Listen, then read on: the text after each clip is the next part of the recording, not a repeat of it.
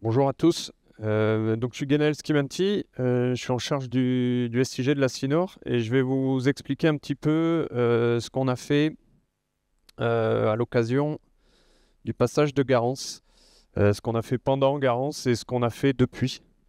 Rapidement, un peu de contexte. Donc, la CINOR, ça a été fondé c'est un EPCI fondé en 97 sous la forme d'une communauté de communes. Puis en 2001, une communauté d'agglos, création du SIG en 2002. Les premières années, comme beaucoup de PCI et de communes, le SIG consistait à acheter de la donnée à l'IGN et à numériser les plans cadastraux. Quand on avait fait ça dans l'année, c'était pas mal. Après, on a récupéré pas mal de compétences, comme vous le voyez là, sur l'assainissement, sur la collecte des déchets, le SPANC, assainissement non collectif. Puis entre 2010 et 2012, il y a eu un AMO sur la définition des besoins SIG et en 2013, une première application WebSig qui a évolué depuis, mais c'est la forme qu'elle a depuis 2013. La CINOR, 3 communes, plus petite forme d'interco. En dessous, on ne peut pas. 29 000 hectares, 216 000 habitants et 250 millions d'euros de budget pour cette année. Le SIG à la CINOR, il se présente assez simplement. QGIS, côté expert du SIG, on va dire, QGIS et FME, une base de données Postgres et le logiciel Géo qui sert un ensemble d'applications pour différents métiers. L'application historique qui s'appelle GeoPapang, qui contient toutes les données de référence en mode lecture seule, on va dire. Donc le cadastre, les PLU, l'eau, l'assainissement, l'éclairage public, toutes les données d'environnement, de collecte de déchets, de dépôts sauvages, toute l'activité en fait de la collectivité, tout ce qui est mobilité aussi, les transports scolaires, les transports urbains, les aménagements en faveur des déplacements doux. Et puis après, on retrouve des applications un peu plus orientées métiers, travaux fonciers et servitudes qui offrent des fonctionnalités de mise à jour et d'interfaçage entre les métiers. Le SCOT, puisque c'est une compétence CINOR aussi. Une application pour la mobilité avec les projets de transport par câble et le projet Baobab. Et puis une application pour gérer le système d'information de l'OTI et la possibilité de déployer d'être un relais pour des applications tierces, notamment PayGéo, portraits de quartier, sont disponibles via le portail et puis un lien aussi vers OpenStreetMap, j'y reviendrai là-dessus. Et concrètement, il y a 140 utilisateurs, une majorité en commune, une petite minorité, enfin presque la moitié en CINOR et quelques partenaires comme l'OTI, le Sydney ou des prestataires de façon avec des accès temporaires. Et donc ce SIG est accessible aussi bien sur un mobile que sur un ordinateur. Rapidement, quelques éléments de mémoire, on va dire, sur Garance. Donc Garance, 28 février 2025 à 10h05.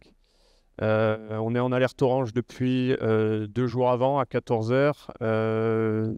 Alerte rouge à 19h, le 27. Et puis alerte violette, le 28, de 9h à midi. Et puis passage en phase de sauvegarde le 1er mars à 10h. Les chiffres en dessous sont des données sur le territoire CINOR. 216 km à Gilo, 1 km/h pour les vents, 443 mm en 6 heures sur la montagne, le brûlé, Belle-Pierre et Saint-François, et 350 000 m3 de matériaux charriés. Alors c'est bien supérieur à ça. En fait, 350 000 m3, c'est le volume de la fosse de Patata-Durand, qui est pleine aujourd'hui. Donc on sait qu'à minima, on a eu sur Patata-Durand ce volume-là, mais il y a bien sûr beaucoup plus de cours d'eau que ça. Donc des volumes assez conséquents qui peuvent se retrouver, comme on l'a vu ce matin, dans les massifs coralliens. En quelques chiffres aussi, 14 000 tonnes, plus de 14 000 tonnes de déchets verts collectés en 2 mois. Une année sans cyclone, c'est 30 000 tonnes. Voilà. 30 000 abonnés coupés d'eau, un tiers des postes de relevage en défaut, des codes d'alerte et de sûreté dépassés. On sait qu'on n'a pas de sonde sur Butor ou Patata Durand, mais vu les vidéos, on sait que les codes de sûreté ont été dépassés. Et des infrastructures, des ouvrages d'art très lourdement impactés. Donc, le SIG pendant la crise, 26 et 27 février, sur la base de l'expérience Bellal, on a rapidement établi ce dont on avait besoin avec la direction de l'environnement. On a développé en urgence une fonctionnalité de saisie dans une application existante. L'idée, c'était de pouvoir saisir rapidement après le cyclone quelles sont les voies qui ne sont pas collectables et pas collectées et faire un suivi. Pas de test, pas d'utilisateur formé. En gros, à part moi, personne ne savait utiliser ce formulaire qui n'était pas très compliqué, mais c'était fait en catastrophe. Le 28, échange avec la direction de la maîtrise d'ouvrage, c'est les gens qui gèrent les routes chez nous, pour capitaliser la donnée qu'ils ont aussi, eux, lors des sorties terrain, pour l'intégrer dans le suivi. À partir du 1er mars, on a eu les débuts des remontées terrain, avec la multiplication des groupes WhatsApp, des collecteurs de déchets, de la brigade environnement, des collègues de la GEMAPI qui ont renvoyé leurs photos géolocalisées. Beaucoup de saisies, beaucoup de traitements, beaucoup de pertes d'énergie là-dedans.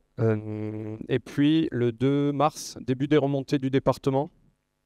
Donc le système d'information routier du département, eux, ils nous ont fourni des données SIG même pas assez, complètement propres, avec un suivi quotidien de l'état des routes. Je parle beaucoup des routes parce qu'en fait, c'est l'infrastructure première pour le rétablissement des services. Enfin, des services d'urgence, mais aussi des services publics de collecte des ordures ménagères ou du transport urbain et scolaire. Donc après, pendant une semaine, on a fait beaucoup de cartes, de tableaux de bord, d'export pour les gestionnaires de réseau, pour EDF, pour Orange, pour essayer de faire avancer les rétablissements au plus vite. Donc voilà à quoi ressemblait à peu près le formulaire consultable sur consultable sur un téléphone. Donc les collègues allaient sur le terrain, remplissaient saisissaient le désordre constaté, puis continuaient. Les limites rencontrées, ça a été la déperdition d'énergie et d'informations dans le mésusage de WhatsApp. Pour ceux qui en doutaient, WhatsApp n'est pas un système d'information. WhatsApp ne sert pas à gérer ce genre de problème. Sauf que dans les mauvaises habitudes de nos organisations, on fait un groupe WhatsApp, on met tout le monde dedans et puis on attend que ça passe, plus ou moins. Donc il y avait plein de groupes, pas de suivi et en plus, dans l'incompréhension du fonctionnement, on perdait beaucoup d'infos, notamment sur la géolocalisation des photos qui sont supprimées par WhatsApp à juste titre. Mais voilà, il y a eu beaucoup de pertes d'énergie. Difficulté, voire impossibilité de s'interfacer avec des SI tiers. On envoyait des données à EDF sans connaître leur cahier des charges. Donc en fait, on ne sait pas si c'est utilisable en l'état. Pas de processus ni de moyens établis pour assurer le suivi et la régulation. Revenir sur un problème de WhatsApp recensé lundi à 8h. Personne n'a envie ni ne peut le faire dans ces périodes de crise. Donc tout ça, ça a été compilé dans un rétex qui a eu lieu le 2 avril avec tous les partenaires. 5 ateliers thématiques, gestion des risques, cycle de l'eau, mobilité, enfin tous les métiers des collectivités. Un constat partagé qu'on a un besoin en SI patrimonial et opérationnel. C'est-à-dire qu'on a des SI avec un certain niveau d'information, mais qui en cas de crise n'est pas suffisant. Et l'idée aussi qu'on pouvait transformer l'expérience en opportunité. Donc, je vais vous parler de ce qu'on a fait après ça, entre le rétex et maintenant. Du coup, ça a donné, tous ces ateliers ont donné des idées à tous les gestionnaires de réseau, tous les gestionnaires de services. Et donc, l'idée première, ça a été d'enrichir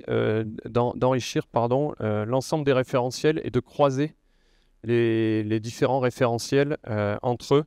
Je vais vous donner l'exemple de la GEMAPI, où en fait, on a eu des grosses problématiques de périmètre de compétences et de superposition des compétences sur la gestion des milieux, mais aussi des infrastructures.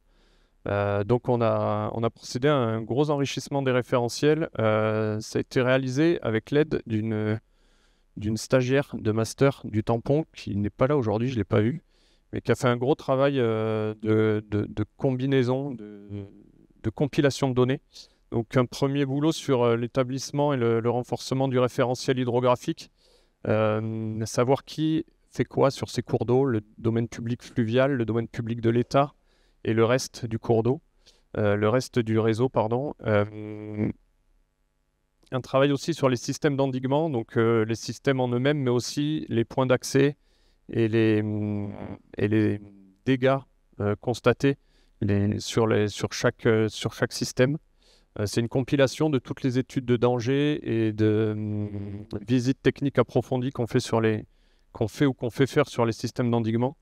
Un traitement des enjeux sur chaque cours d'eau avec l'utilisation de la donnée Agora, les fichiers fonciers standardisés, donc la base cadastrale et la BD, notre réseau, notre base voirie et donc la BD équipement de l'Agora. Donc ça, c'est ce qu'on avait en entrée. Et en sortie, on était donc sur une zone tampon autour de chaque tronçon de cours d'eau. On a pu récupérer le nom des voies touchées, le type et le nombre de locaux touchés sur la base des données cadastrales. Le type et le nom des équipements touchés en utilisant la base équipement et la qualification des enjeux. C'est-à-dire que pour chaque tronçon, on sait si on est sur un enjeu habitat et équipement. Et on a aussi la problématique de connaître, puisqu'on a l'obligation d'entretenir tous les tronçons 1 km au-dessus du dernier tronçon en jeu. Donc il fallait identifier ces derniers kilomètres qu'on voit en jaune ici. Il y a aussi eu une création de base de données, l'interfaçage entre la voirie et le réseau hydro. Donc on a créé une base d'ouvrages d'art qu'on a complété avec les données des gestionnaires de voirie. Donc on a aujourd'hui une base de données ouvrages d'art assez complète chez nous, en ce qui concerne nos ouvrages en tout cas. Et on a la connaissance de l'emplacement des ouvrages des autres gestionnaires. Et la création d'un atlas qui vient recenser pour chaque système d'endiguement les populations à risque, enfin le nombre d'habitants dans la zone à risque, les ouvrages, les désordres, les vitesses d'eau et les hauteurs d'eau. Avec des événements, un atlas sur un événement à 100 ans, à 50 ans, à 10 ans et à 2 ans.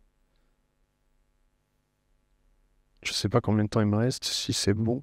2 minutes, allez. D'autres réflexions et améliorations possibles. On a fait ça très très vite, en 3 mois en gros. Donc on est parti un peu dans tous les sens et on a fait sur des réflexions de données existantes.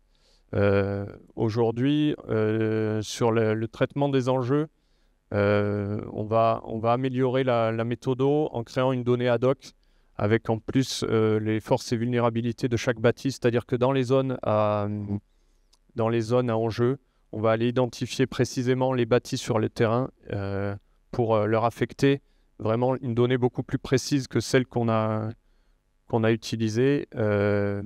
Et puis utiliser aussi la donnée d'OpenStreetMap pour l'équipement. Ça, je pourrais en reparler après. Pour tout ce qui est équipement et équipement, loisirs et établissements économiques. Proposition d'une méthodologie différente aussi pour l'estimation du nombre d'habitants. Aujourd'hui, les bureaux d'études utilisent une méthodologie qui nous semble à minima confrontable avec une autre. Nous, on va essayer justement sur la base de notre travail de création de bases de données ici, d'affecter un nombre d'habitants par typologie de logement pour avoir une estimation un peu plus précise. En tout cas, on va le tester, on verra ce que ça donne. On a également réalisé une base de données unifiée transport urbain, transport scolaire pour nous permettre rapidement, lorsqu'une voie est coupée, d'identifier le nombre d'enfants impactés par la rupture du service de transport scolaire. Tout ça, ça demande des mises d'interfacer les bases de données, d'avoir des référentiels communs. L'évolution des outils aussi, avec dans la partie web, des besoins pour les collègues de la GEMAPI de gérer de la 3D et des profils en long. avec notamment de l'exploitation de données LIDAR. Donc ça, il y a une grosse réflexion sur les quantités de données, comment les stocker, comment les diffuser dans une appli web et avoir des profils d'élévation différentiels, c'est-à-dire je tire un profil et je regarde la différence de hauteur entre 2023 et 2025. Ça me permet d'estimer mes volumes dans mes cours d'eau, les volumes à retravailler, à déplacer, notamment au niveau des systèmes d'endiguement. Et puis des opportunités d'enrichissement des données voiries. Avec OSM, on a développé des traitements automatisés avec les requêtes Overpass et FME. Et on a toutes les nuits des traitements qui tournent et qui vont récupérer la donnée pour enrichir nos données voiries notamment. Le 28 août, pour finir, on a réalisé l'atelier territorial Nord avec tous les partenaires, État, communes, départements, régions. Cette fois, il y avait 6 ateliers avec notamment en supplément l'atelier gestion des risques et pour protéger les personnes et l'atelier système d'information et d'intervention coordonnée, puisque comme tout le monde avait remarqué qu'il fallait absolument un système commun, cet atelier a été rajouté. Autant d'ateliers qui demandent des données, qui sont consommateurs ou générateurs de demandes en données. Aujourd'hui, tout est à construire chez nous. On va construire, l'ambition c'est de construire un système d'information partagé entre la CINOR et ses collectivités, ses communes et tous les partenaires. Donc s'appuyer sur les process existants, sachant que des fois il n'y en a pas. Établir et formaliser les processus et les bases de données, tester et prouver les méthodes et outils avant la période cyclonique. Et faire évoluer justement ces méthodes et alimenter les PICS. Donc le PICS, c'est le plan intercommunal de sauvegarde. Les communes ont leur PCS et nous, on a obligation d'avoir un plan intercommunal de sauvegarde. L'idée, c'est d'avoir un système commun, une base de données commune pour le suivi post-cyclone, pour le suivi et le rétablissement des infrastructures et des services publics, en s'appuyant sur des systèmes soit existants, soit des systèmes à mettre en œuvre. Et l'ambition aussi d'arriver à s'interfacer avec des systèmes systèmes d'information comme ceux d'EDF ou d'Orange. Voilà. Comme je devais passer juste après, je vous souhaite un bon appétit un peu en avance. Mais voilà.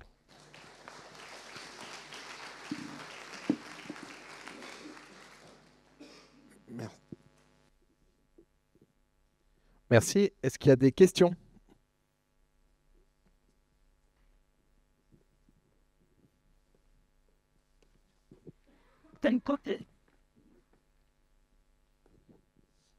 Oui, dans votre exposé, vous avez parlé d'une proposition de méthodologie pour le nombre d'habitants exposés aux zones à risque, notamment par typologie de bâtiments. Est-ce que vous pouvez nous en dire plus sur cette méthodologie? Est-ce que c'est les bâtiments en rez-de-chaussée versus ceux qui sont en différents étages? Alors, vous basez aussi sur la baie des topos IGN? Alors voilà, l'idée c'est d'aller chercher, de croiser différentes sources de données. BD Topo, la base dont j'ai oublié le nom qui est en cours de construction sur les bâtis, et les données cadastrales. En fait, dans les données cadastrales, on a pour chaque local, on peut en extraire le type de local. On connaît le nombre de pièces. Et ça, c'est rattaché à la parcelle. Enfin, la plus petite parcelle de l'unité foncière. Donc l'idée, c'est de réussir à créer une base de données où on va rattacher pour chaque objet bâti le nombre de logements qu'il contient. Donc pour un immeuble, ça va être le nombre de T2, T3, T4 et studios. Pour une maison, ce sera plus simple, mais il faudra avoir la typologie de la maison, F2, F3, F4. Et après, l'idée, c'est de voir avec les experts de l'habitat quel est le taux d'occupation d'un T2. Est-ce que c'est 1,2? Est-ce que c'est 2,1? Je ne sais pas. D'un T3, d'un T4. Et de faire comme ça des estimations de taux d'occupation des logements pour les zones à risque. Et l'idée, c'est en plus de venir noter une vulnérabilité pour chaque logement, puisqu'effectivement, Les gens qui habitent au 4e étage d'un immeuble sont potentiellement dans un... Enfin, c'est pas potentiellement, sont dans un logement qui est moins vulnérable qu'une case à terre au pied de cet immeuble-là. Donc l'idée, c'est de venir noter pour chaque bâtiment, chaque logement, la vulnérabilité et son nombre d'habitants potentiels. Merci. Est-ce qu'il y a une autre question? Oui, non, par rapport à quand vous parlez de données cadastre, c'est les données magiques auxquelles vous faites référence, parce que du coup, le croisement avec les données de la BD Topo ne se fait pas sur chaque parcelle, puisque parfois le bâtiment, il peut y avoir plusieurs bâtiments sur une parcelle, on ne sait pas Exactement. quel bâtiment sera attaché. Donc nous, ça va... Vous le feriez que sur les parcelles qui ont un seul bâtiment, en fait. Alors, sur une parcelle qui a qu'un seul bâtiment, c'est facile. On va mettre le point au milieu de la parcelle et après, on fera un travail de repositionnement. Parce que comme on est sur les zones tampons de 200 mètres, il faut vraiment que le point soit à l'emplacement du bâtiment, sans parler de dessin cadastral. Il faut vraiment mettre le point sur le bâtiment. Et sur les unités foncières qui sont composées de plusieurs parcelles, là, on va devoir repositionner s'il y a plusieurs bâtis sur une ou plusieurs parcelles, on va devoir repositionner chaque bâti au bon endroit. Mais ça va être traité soit par des itérations de traitement avec plusieurs bases et après avec du terrain de toute façon. Ah oui, ça va être manuel pour vérifier. Oui. Ah oui, d'accord. Mais on va le faire que sur les zones à enjeu, sur les zones à gros risque. On ne va pas le faire sur l'ensemble du territoire pour le moment. Et une fois que ce sera fait, ce sera des données qui seront partagées avec les autres, enfin avec la DEAL par exemple, ou avec de manière... Oui, je crois que vous y êtes. Oui, vous y êtes. Ce sera partagé. De toute façon, la méthodo devra être confrontée parce qu'aujourd'hui, nous, les données qu'on a, c'est des données issues d'études qui ont été soit commandées par la DEAL, soit commandées par nous-mêmes. Donc, si on vient faire une méthodologie qui vient contredire, parce que si aujourd'hui, on dit qu'il y a 8000 personnes en zone à risque à évacuer et que demain, la nouvelle méthodologie trouve 7800, c'est pas grave. Enfin, on aura conforté la méthode actuelle. Si demain, on trouve 2 fois plus ou 2 fois moins, il faudra bien qu'on se mette d'accord sur la méthodo et pourquoi on trouve une telle différence de données. Voilà. Ouais, c'est pas vraiment une question, c'est pour mettre en lumière une base de données qui existe, qui s'appelle la base de population.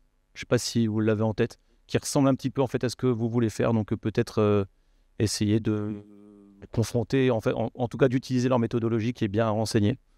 Voilà. C'est en gros des données qui essayent d'extrapoler des densités sur les outre-mer français. Et ça marche assez bien. C'est en open data. Merci beaucoup pour cette présentation.